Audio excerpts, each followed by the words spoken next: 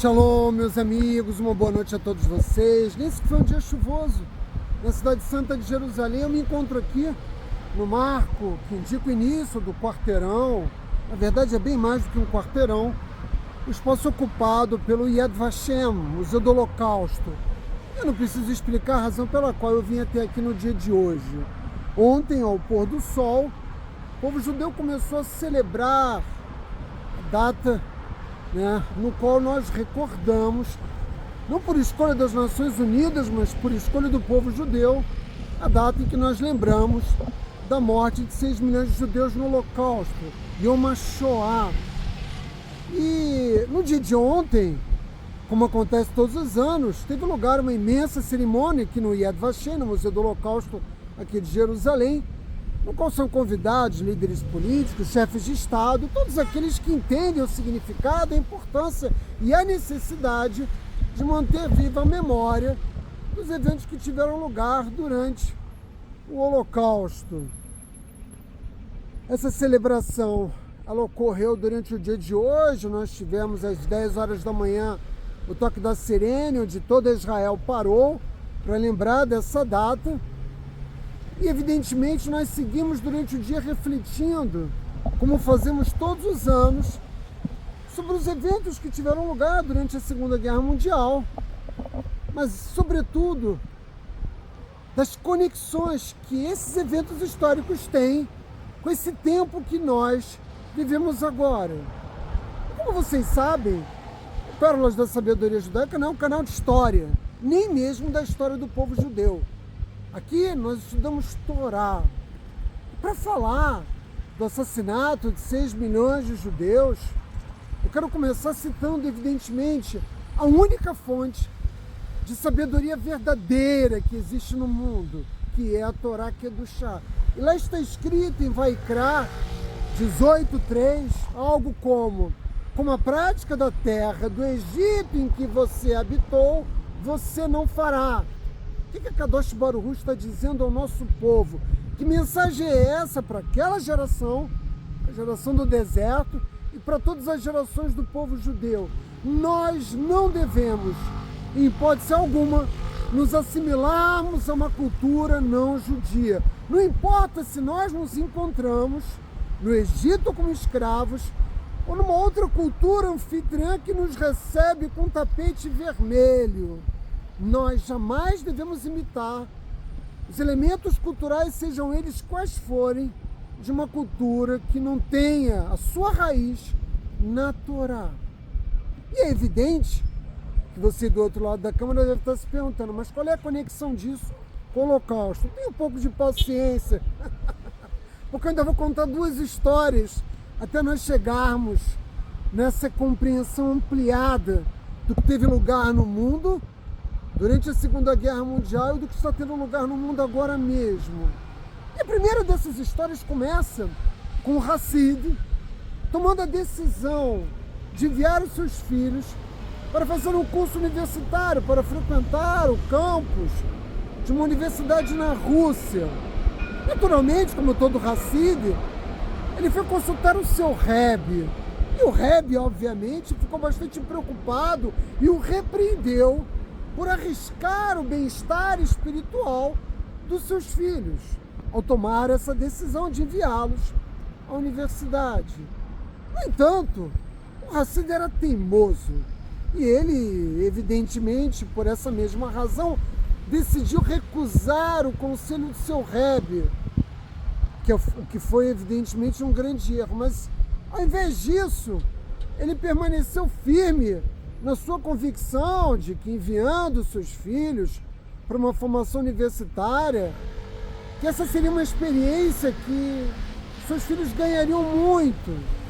E ele disse algo como, dizendo a si mesmo, meu Rebbe é um extremista, eu irei até o Rebbe de Vishnytser, na Rússia, o outro Rebbe, porque eu sei que esse outro Rebbe é conhecido como sendo alguém tremendamente receptivo, que ama todos os judeus e os recebe calorosamente. Esse Hassid tinha a crença de que certamente o Rebbe de Vishnytser iria entender os argumentos dele não iam repreendê-lo pela decisão de enviar os seus filhos à universidade.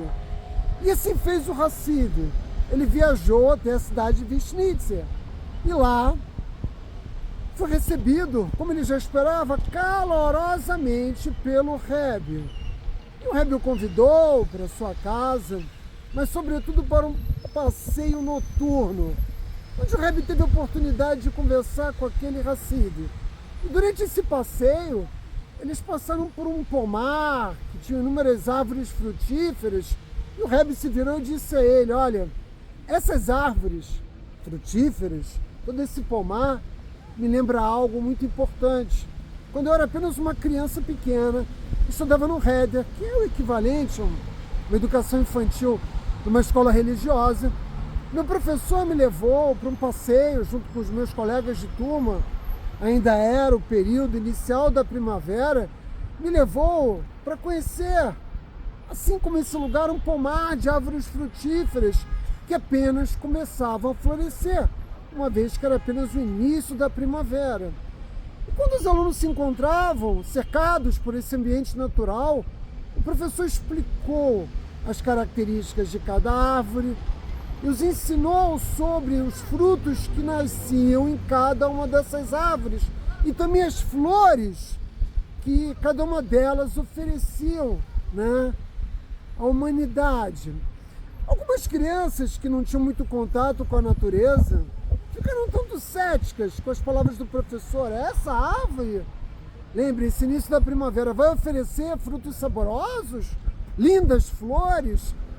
Eles não acreditavam.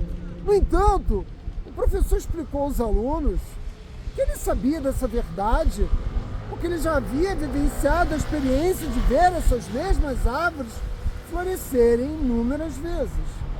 O Rebbe parou, pegou o Hassid pelo braço e perguntou a ele: quando você acha que essas crianças reconheceram que o professor estava certo?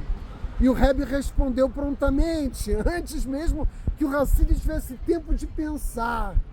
Poucas semanas depois, quando a primavera avançou e os frutos começaram a nascer, assim também como as flores que embelezavam aquelas árvores. Só depois disso é que os alunos reconheceram que o professor estava correto.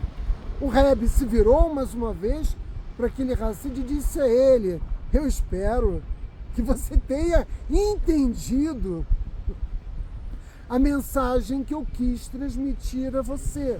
Obviamente, o Hassid entendeu, mas a verdade é que o Hassid não conseguia compreender os danos espirituais a longo prazo que seriam causados a seus filhos se eles abandonassem o espaço de estudo de Torá para ir viver uma experiência num ambiente secular, ou seja, num ambiente com pessoas que praticavam um estilo de vida completamente diferente do estilo de vida que seus filhos estavam acostumados. Mas, aceitando o conselho do Rebbe de Vishnytsia, quando ele voltou para a sua cidade, conversou com seus filhos e eles tomaram a decisão acertada de deixar a universidade. Esse é o primeiro relato, é a primeira história, e tudo naturalmente vai se fechar ao final. O segundo relato, também ocorrido na Rússia,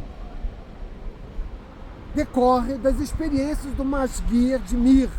Mir era uma das yeshivot mais importantes da Rússia e ela depois foi destruída e foi restabelecida aqui em Jerusalém, depois da fundação do Estado de Israel e até hoje é uma das instituições de educação judaica mais sérias que existem. Os rabinos formados pela Yeshiva de Mir são conhecidos no mundo todo. E o Masguia, nessa ocasião, era o rabino Leibovitz. E ele teve que fazer uma consulta médica numa cidade distante daquela onde se encontrava a Yeshiva de Mir. Ele foi procurar um médico especialista. E quando lá chegou, ele teve conhecimento de que havia um professor judeu que se encontrava absolutamente assimilado, completamente afastado e distante de Torá e mitzvot. Evidentemente, quando o Masguia teve notícia desse fato, insistiu para que ele fosse levado até esse professor. O que o Rabino Leibovitz pretendia era, falando com esse professor judeu, ajudar a trazê-lo de volta para o caminho da Torá. Em outras palavras, fazer com que ele voltasse ao caminho de uma vida justa. E assim foi feito. Ele foi levado até aquele professor e eles começaram a discutir sobre o tema da fé. E o professor, né, que vivia, né, na Rússia, mas que era um estudioso dos filósofos e dos sábios alemães, pergunta ao Rabino de Leibovitz: o senhor já teve a oportunidade de ler as obras do filósofo alemão Kant? E o Rabino evidentemente disse que não. E o senhor teve a oportunidade de estudar algo, né, de um outro pensador alemão chamado Haeckel? E o Rav respondeu da mesma forma: não. E o professor judeu começou a dissertar sobre inúmeros sábios da cultura alemã e das suas obras, perscrutando o Rabino Leibovitz se ele havia lido todas as obras, ou pelo menos algumas desses grandes sábios alemães. E a resposta, como vocês bem sabem, foi não para todas elas. Depois que o professor terminou de perguntar ao Rav de Leibovitz se ele já havia tido contato com toda essa literatura, ele perguntou ao Rav: como o senhor espera me convencer de que seus argumentos estão corretos e que eu estou errado, se o senhor não leu nenhum desses autores? Esporte preferido do israelense é buzinar. Se você não leu nenhuma dessas obras, como que você espera me convencer do seu argumento, ou seja, de que você está certo e que eu estou errado? E o Rabino de Leibovitz começou dizendo para ele algo como: nossa Torá sagrada, ao longo de milhares de anos, produziu sábios, produziu pensadores que, ao longo de sua vida, se dedicaram a fazer o bem, reafirmando, né, através de um processo de refinamento, o seu próprio caráter. E nós tivemos os Tanaim, que escreveram e comentaram o Talmud. Depois nós tivemos a geração seguinte, os Amoraim, até os dias de hoje, né? Quando a nossa geração, a geração do Rabino de Leibovitz, foi capaz de produzir um pensador como Hafetz Haim e todos esses outros sábios e pensadores que passaram pela história do povo judeu, dando uma contribuição inestimável, não apenas para nós, o povo judeu, mas também para toda a humanidade. Me permitam prosseguir, eu tive que fazer uma breve interrupção para beber um pouco de água. E eu dizia que o Rav de Leibovitz, então, dizia aquele professor judeu que o estudo da Torá e o ambiente da Torá tinha sido responsável pela produção, né, de líderes, de sábios do povo judeu ao longo de toda a nossa história, que haviam dedicado as suas vidas à prática do bem. Todos esses sábios foram criados, por assim dizer, por meio do estudo da Torá. Ele fez essa afirmação. E ele pergunta então ao professor judeu: todas essas obras da filosofia alemã, a que você mencionou, também foram capazes de criar pessoas justas que se esforçaram por refinar o seu caráter? E o Rabino de Leibovitz respondeu: certamente não. São pessoas que dedicaram as suas vidas a atividades vazias, a assuntos frívolos. Anos mais tarde, as palavras do Rabino Leibovitz se mostrariam absolutamente verdadeiras. E o que é pior, tornaram-se realidade. Por quê? Porque os alemães, né, que viviam naquela que era considerada uma nação que celebrava a cultura, e esses pensadores, aqui esse professor judeu havia mencionado, transformou-se de uma cultura refinada e progressista em animais brutais e cruéis, capazes de assassinar 6 milhões de judeus durante a Segunda Guerra Mundial. E a Universidade de Berlim, tão celebrada como uma universidade de elite que só recebia como alunos aqueles que eram os mais virtuosos, que eram os mais inteligentes, durante o Holocausto ofereceu esses mesmos intelectuais como arquitetos que estavam por trás do impensável assassinato de 6 milhões de judeus. E hoje nós vemos diante dos nossos olhos esses fatos se repetirem.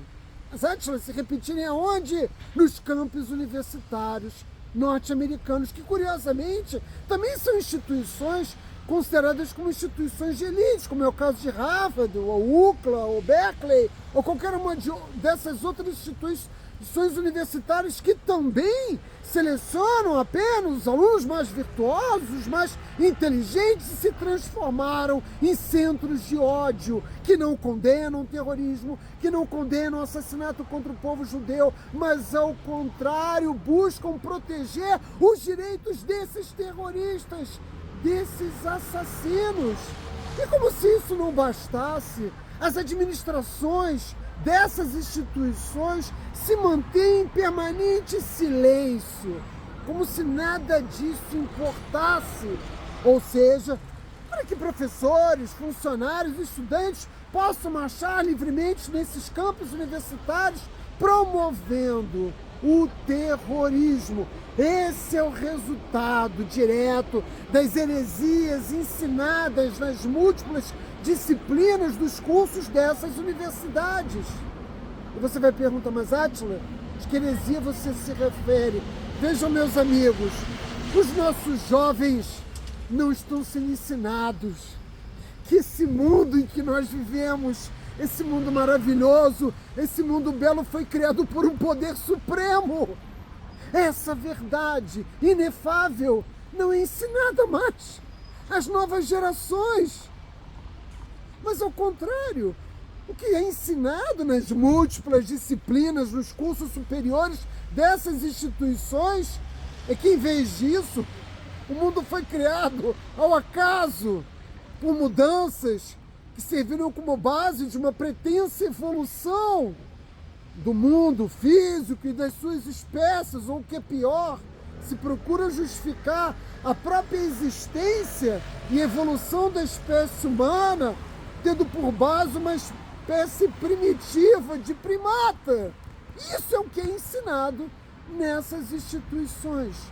Não são mais cotejadas essas verdades que o povo judeu tem guardado, protegido, defendido e, ao mesmo tempo, sido responsável por todo esse ódio desferido contra o nosso povo. Aonde essas crenças que são promovidas por essas instituições de ensino seculares nos levaram à ideia de que o caos é aceitável e que tirar a vida de um ser humano, afinal de contas, não é algo tão terrível, uma vez que nós não passamos de um animal com um pouco mais de raciocínio do que outras tantas espécies, ou seja, o assassinato de um ser humano é igualado ao assassinato de qualquer animal, de qualquer espécie, ou às vezes é valorizado ainda menos.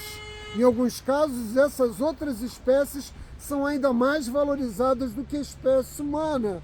O que nós estamos assistindo é uma realidade no qual os instintos têm sido promovidos como valor central dessas heresias, tiveram a oportunidade agora de se expressar de uma forma contundente. Esse é o resultado. O resultado é promiscuidade. O resultado é um comportamento primitivo. E é o que nós estamos assistindo nas universidades norte-americanas. Nós, judeus, não podemos nos comportar como a cultura anfitriã.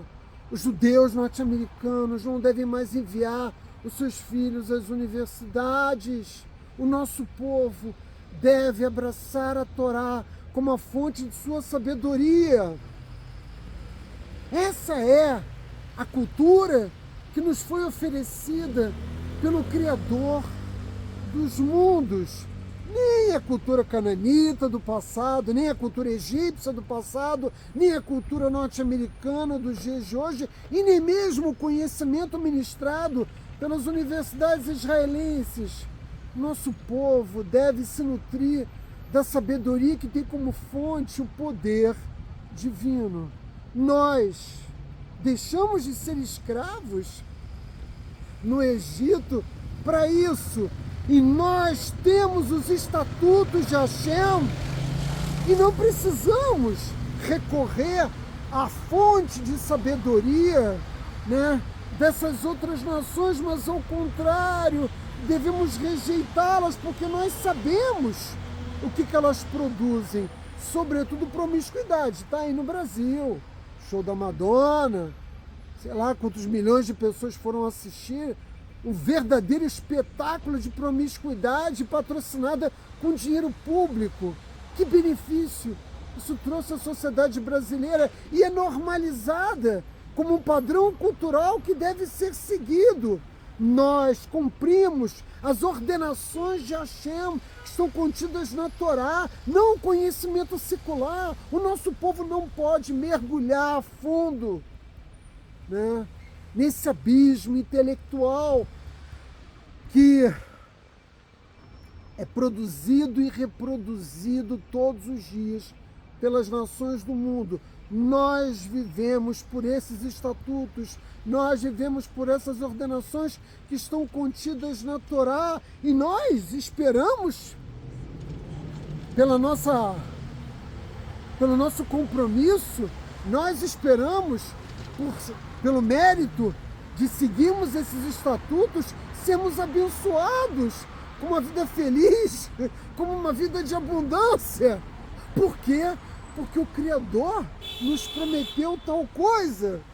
Então, meus amigos, num momento como esse, em que nós refletimos sobre os eventos que tiveram lugar durante o Holocausto, nós não podemos deixar de considerar qual foi a raiz desse movimento, onde ele se abasteceu, né? Quem foram os intelectuais que arquitetaram e deram as condições para que se produzisse um regime cruel e bárbaro na Alemanha, que não só assassinou 6 milhões de judeus, mas que levou à morte de mais de 80 milhões de seres humanos.